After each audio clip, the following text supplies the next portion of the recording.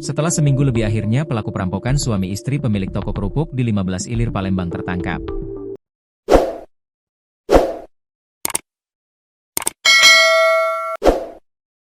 Pelaku perampokan tersebut tak lain adalah mantan anak buah di toko kerupuk tempat korban pasangan suami istri, Dharma Kusuma dan Yeni Suwandi. Lantaran mengaku sakit hati, Dian Satria, 34, pelaku perampokan dan penggorokan nekat melakukan aksinya pada Selasa, 25 November 2025, sekitar pukul 21.30 waktu Indonesia Barat. Peristiwa yang terjadi di Jalan Pengadilan RT 029 RW 006 Kelurahan 15 Ilir Kecamatan Iti, Palembang, meninggalkan duka mendalam bagi keluarga yang ditinggal, khusus istri dan anak korban. Dian Satria, 34, nekat menghabisi nyawa korban Dharma Kusuma, karena dendam dan sakit hati. Saat ia masih bekerja sebagai anak buah korban, terduga pelaku meminta izin kepada korban untuk pulang, dikarenakan anaknya meninggal dunia.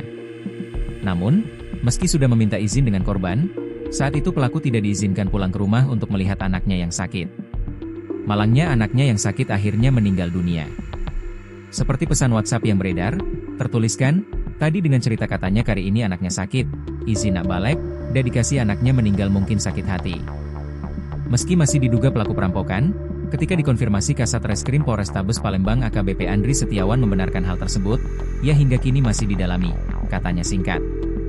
Sementara Kabid Humas Polda Sumsel Kombes Pol Nandang M. Yumin Wijaya membenarkan jika terduga pelaku pembunuhan Dharma Kusuma bos kerupuk di Jalan Pengadilan 15 Ilir Palembang ditangkap di Kota Bandung.